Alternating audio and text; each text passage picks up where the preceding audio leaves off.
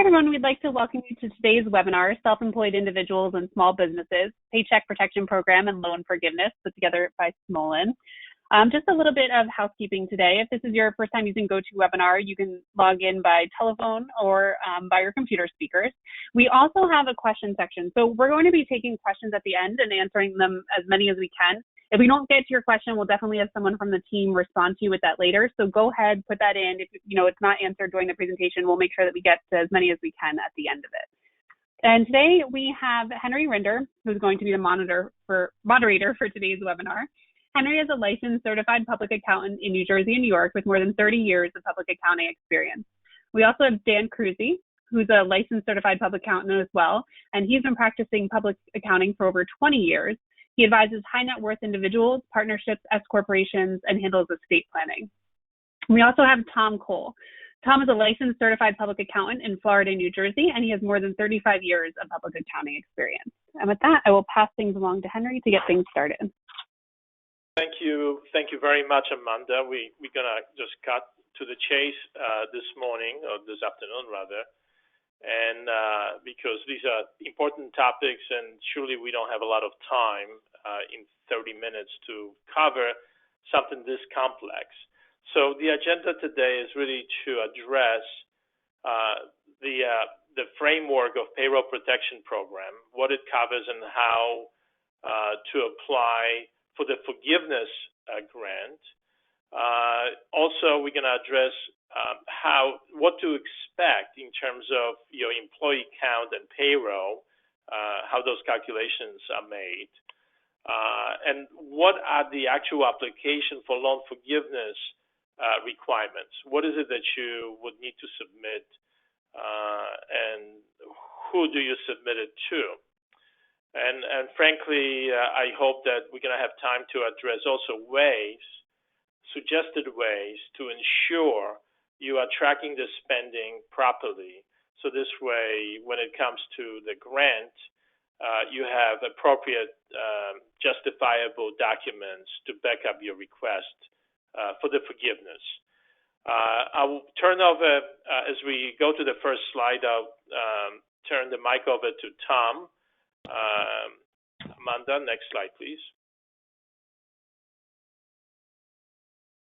Thank you, Henry. Just a quick overview of the PPP program. It was a lifeline thrown by the federal government in order to cover payroll and other costs for 8 weeks during the COVID period. If you haven't done your application yet, you probably should get on that very quickly because money is going fast. The application is made with your bank or any other local bank that will take the application, but we typically suggest to go to your current bank. It can be applied for through a Schedule C, a partnership, or corporation or a nonprofit entity. The calculations for that loan amount are basically your payroll costs. Your payroll costs divided by 12 times 2.5, which gives you a magic number of your loan amount. Excuse me. Let's see. When you get that loan, you have to be very careful about how you spend it. It is really payroll driven. So they really want you to cover payroll, 75% of payroll. I think Dan's going to get into some of those numbers. But and you can also spend it on some other items, rent and utilities and some mortgage payments or loan payments. And Dan will get into the forgivable portion of it. What else do I need to say here? Your payroll costs are typically your gross payroll, your fringe benefits, your retirement benefits, and that's about it. To make that multiplication in that application. Thank you, Tom. Yes, sir. And as we move to the loan forgiveness, which is an important aspect of it, obviously, as our clients are eligible for the loans, they can borrow the money and borrow the money not only from sources like a bank, but you mentioned that if the bank is not taking application, to consider other sources. For example, there's internet lenders right now who are permitted to also grant these loans, including Cabbage and PayPal and Intuit. So we recommend clients to make sure that they file applications, even if there's a question about forgiveness. And the forgiveness that provides the tax-free grant is something that Dan Cruzy will address now. Dan?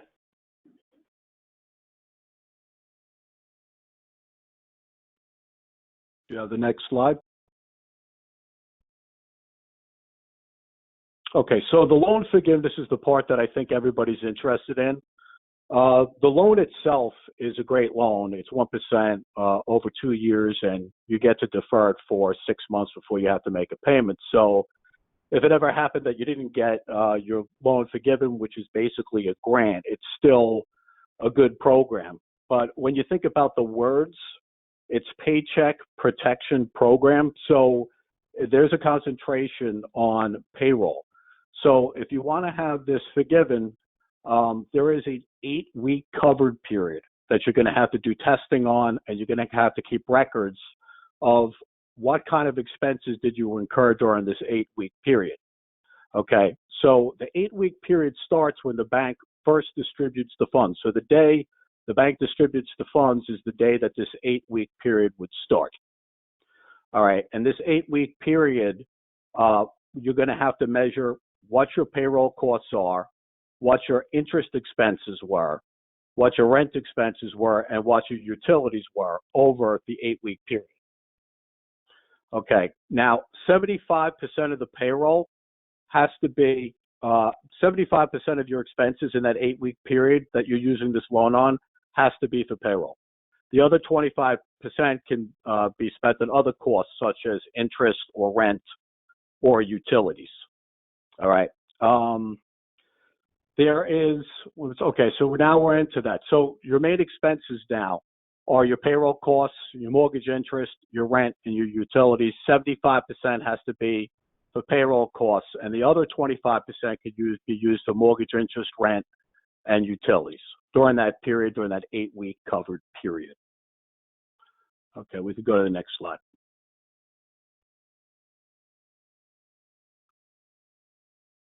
Okay, so the concentration of the loan forgiveness in that 8-week period that starts when the bank first distributes the funds to you and you start counting them, the main component is payroll costs.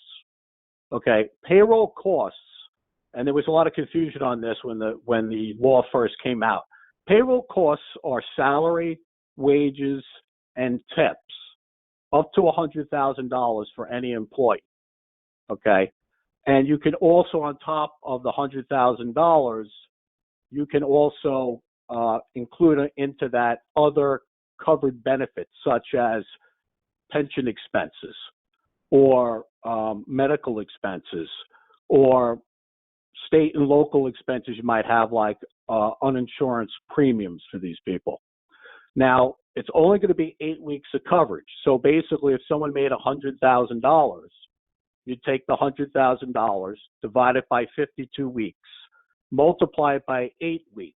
And so the maximum amount that any individual would have would be $15,385 per person. That would be the max. And if you have an employee, you could take their, let's say, fringe benefits on top, their retirement, their medical expenses. Self-employed people, they can also qualify. There is a couple of different rules that are quite tricky, and that we should have Tom go over in a little detail, just explaining the difference between the different entities. Tom? Okay. Yes. Your corporations are going to just take the payroll costs right out of your tax return, limited by that $100,000. The self-employed individual has a strange setup, especially for Schedule C, where they're only going to look at your payroll costs plus the net compensation to the self-employed individual. So the maximum you can get is at 8/52 of net profits, which is limited to $15,385. Now, if I was just a sole proprietor with no payroll, and I did the math on that on my 2019 Schedule C, That math comes out to my loan being $20,833. So my maximum forgiveness will be $15,385. So you would be left with a loan of roughly $6,000, which is not a bad thing. So you're forgiven basically on the money you're taking home, but you're going to have a loan for any other use. Partnerships, you have to go to, individual partners cannot file for this loan. The partnership would file. And you're going to look to their self-employment income on the Schedule K-1. You're going to have to present a partnership tax return for that. And you reduce it by Section 179. And, you do the payroll costs if you have employees as well. So as we move to the next slide, Dan, can you address what payroll costs do not include? Okay, so there was confusion about this also when the law first came out. You cannot include in payroll costs federal employment taxes, such as FICA or FUTA. So you cannot have the federal unemployment costs. You cannot have the Social Security portion that's paid by the employer or the employee, and you cannot have the Medicare portion as well. If you also have people where there is qualified sick leave wages or qualified family leave wages that also was covered in the CARE Act, and there's a payroll tax credit that came along with that, you cannot include those payroll costs in the forgiveness calculation. Also, this was also something that also there was confusion about. You cannot include independent contractors into your payroll costs. And the reason for that, which Tom had just briefly spoken about, is that self-employed people or people that receive a 1099 miscellaneous who are independent contractors, they can go and apply for this program themselves. So if you were to count independent contractors, there would be a double counting of that person. Next slide. Dan? Okay, so non-payroll costs. 75% of the payroll has to, if you want to have it forgiven, has to go for payroll. You can use the other 25% for non-payroll costs. Well, what are they? It would be interest payments, rent payments, and utility payments. Now, these expenses had to have been incurred before February 15, 2020. So, for example, you cannot go and open up a loan right now and try to have your interest payments or start some sort of rent agreement that happens after February 15th and have those expenses count. They had to have existed before February 15th. If you have interest payments, the actual word that's used is covered mortgage obligation, but it's on real and personal property, which means that it's more than just a mortgage on real estate. If there is other interest, such as interest on perhaps a piece of equipment that's in the company, that could also be used. And then there's the rent payments and the utility payments. That covers your electricity, your gas, your water, your transportation, your telephone, and your internet access. So you can see that that 25% should be pretty easy for most businesses to cover and using those three different types of expenses. And then just to clarify, interest payments, when we talk about these mortgage obligations, we're basically talking about mortgage obligations on real estate and secured loans on personal property. I mean, that's our interpretation Correct. of the statute. Isn't that correct? So personal property is not, that's a tax definition, which in layman's terms is equipment. Next slide, please. And then this is really where it gets complicated, so we need you to explain on how loan forgiveness is actually adjusted by these different criteria. Can you explain it for us? Okay. So once you get through and you calculate in that 8-week period for forgiveness, and you count up your payroll and you count up your other non-payroll expenses, you're still not done yet. There is a two-pronged test that you're going to have to get through in order to get everything that you wanted to be forgiven in this grant. You're going to have to go through a head count reduction test, and you're going to have to go through a salary reduction test. The head count reduction test that is a proportionate test, and the salary reduction test is a dollar for dollar reduction test. And so let me try to explain it a little bit quickly. If you have a certain head count of employees, let's say your company only has 2 employees, and after the 8-week period, you only have 1 employee. So you had a 50% reduction in headcount. If you did that, your loan forgiveness amount would be cut in half because you did not keep the same amount of headcount of people that you had.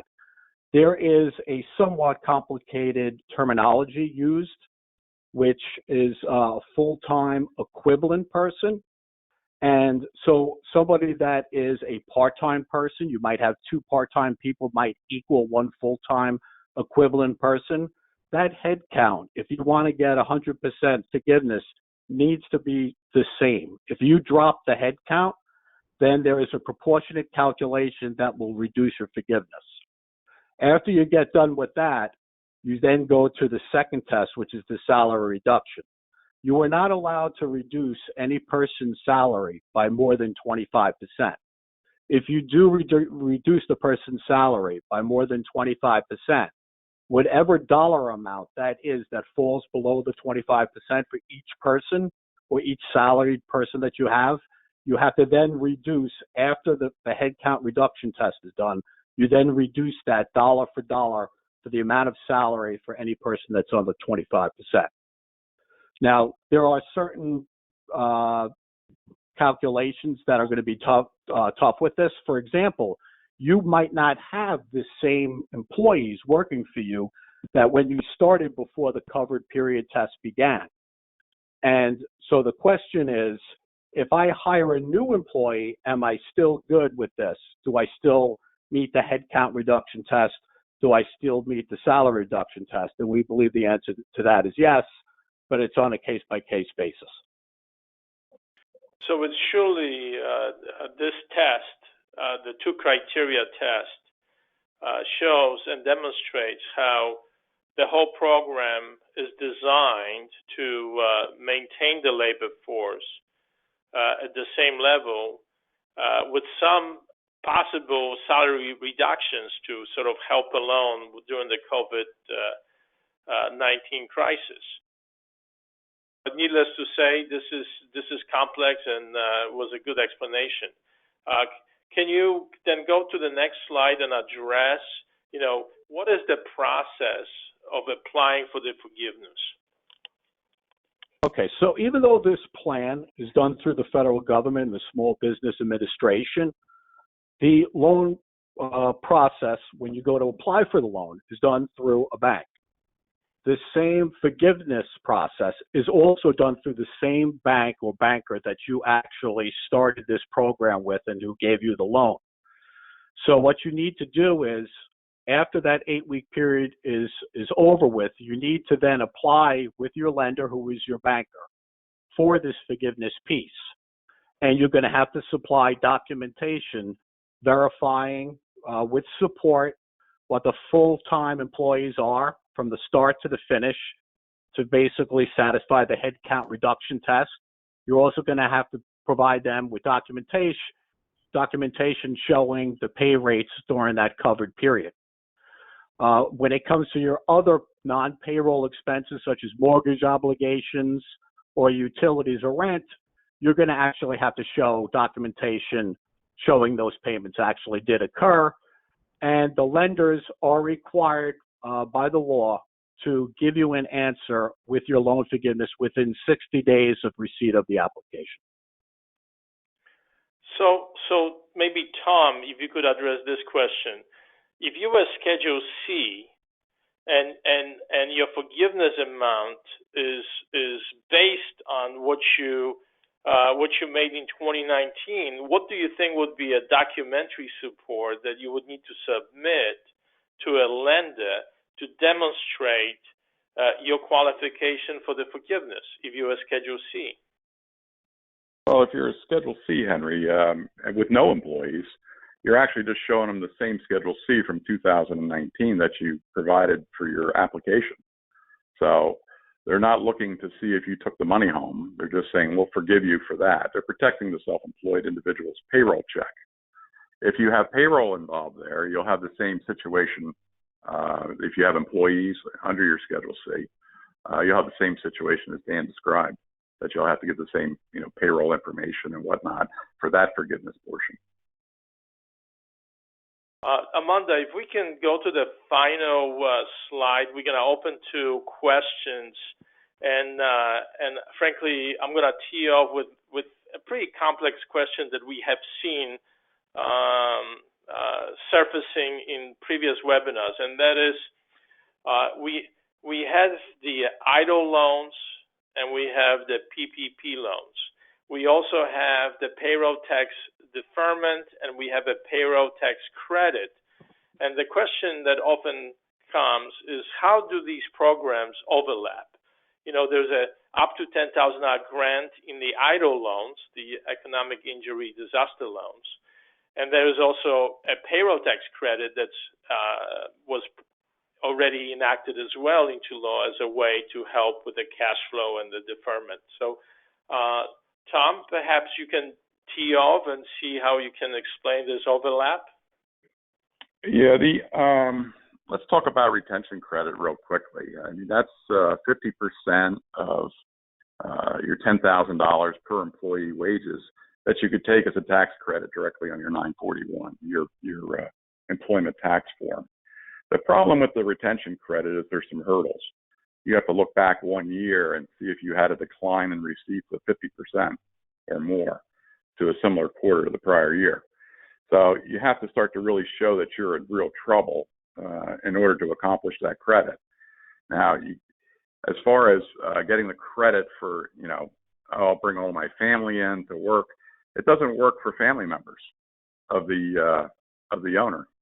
So they are specifically disallowed from that credit. Now, currently, there's also a deferral of the 6.2% employer side of FICA. That deferral can be used as we're going right now. So everybody should really be deferring the employer portion of their FICA. And that goes up to the point of forgiveness. So we have that alive. That's a live deferral right now that you should be taking. And what about the idle loan, Henry? Grant? Yeah.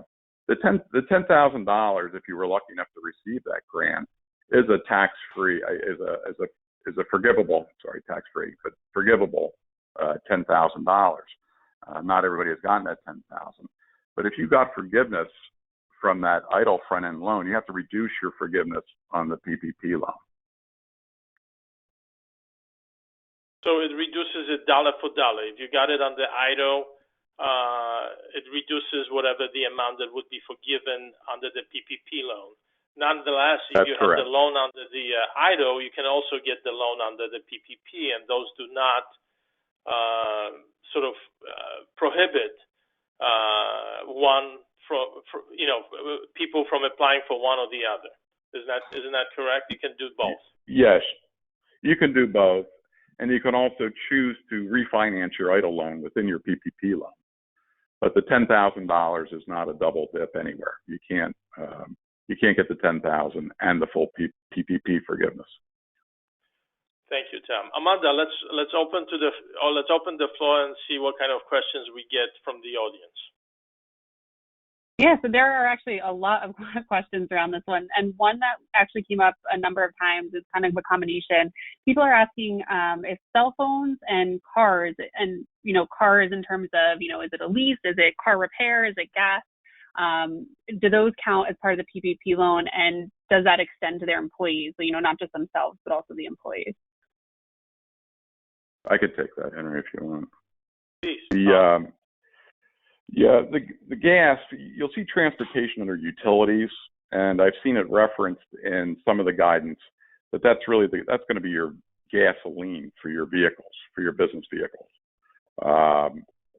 Auto leases, I think, are under the equipment rental. Was there something else in there, Amanda, that was asked? Phone.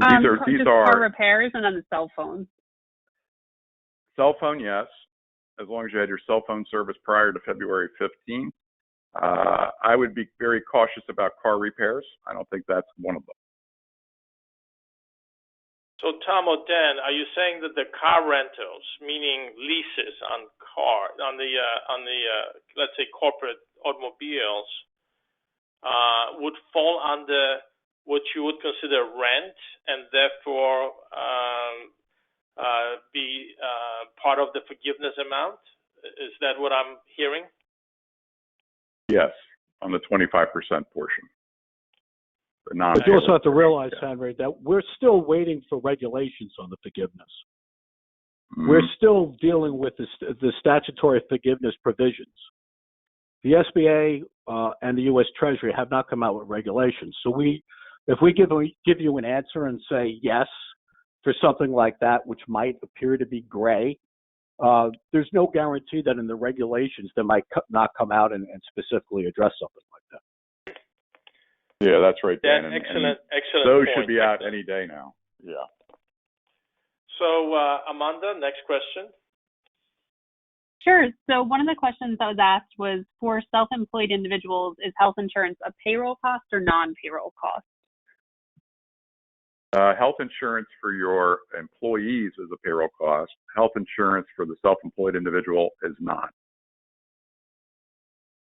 Yeah, so what's interesting about that today. Is if you read the regulations that came out for self-employed people, they're not allowed to include their extra fringe benefits.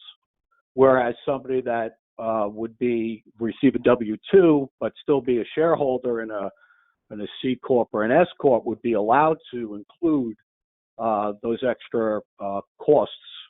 A self-employed individual will not be allowed to. Good point, Dan and Tom. Amanda, next question. Yeah, so someone asked, is there a maximum on 401k contributions? For example, if the maximum contribution is $26,000, do you have to divide that amount by 52 and multiply by a certain number to determine the amount to be paid out, similar to wages? So let me just clarify this for the panel. I think the suggestion is that somehow the contribution amount itself, not the corporate match, but the contribution itself becomes a qualified cost. Is that correct, Tom? Yeah. Well, that's a deferral of payroll, but it's part of payroll costs. I mean, so it's part of your gross pay. Any deferral, the $25,000 to $26,000. Yeah. You agree, Dan, on that? Yes, I agree. Yeah. So we're talking about just increasing the payroll up to 100K pro rata anyway. So you cannot go over that number, correct? I mean, you have correct. a top number. So this can only help people that are making less than 100K, perhaps. Yeah. Yeah, and one of the questions I've been hearing, Henry, is if I could use a defined benefit plan and take all the money and load up on my defined benefit plan. I just caution anybody that's trying to, take advantage of this system at all to be very careful, because they're going to come looking, and it's going to be, the intent is payroll. And we already had some indications that both SBA and Treasury are not looking kindly at abuse in this area, correct? I mean, can you talk to that point for a few seconds? Yeah, they're not going to look kindly at it at all. Go ahead, Dan. And I know that Schumer, who actually was part of one of the people that actually crafted this, now wants an investigation on some of the abuses that might have occurred in this. I don't think that's going to be geared towards, smaller, real small businesses, but there are some businesses that are on the gray, whether they really have 500 employees or less than 500 employees. I think that is going to be the area where they're going to be scrutinized, and you're starting to see a lot of negative coverage happening for some companies already, where they've already given back their loan money. Yeah, I've seen the commentaries kind of pointing to public companies that have taken advantage of it. and on both sides, there's arguments whether they were eligible or not, and even if they were eligible, whether it was appropriate for them to take the money. But truly, to your point, that seems to be who they're targeting in terms of concern,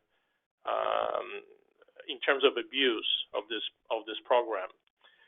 It is now 12:30, and this webinar is going to come to a conclusion momentarily. I just wanted to close with a comment that to the extent we have not answered your questions, we're going to consider your questions and we're going to reply to you directly. And I wanted to thank Amanda for hosting it for us, and Tom and Dan for doing a terrific job. Thank you very much. And this will conclude our webinar. Thank you, everybody. Thank you. Thanks, everyone. Bye.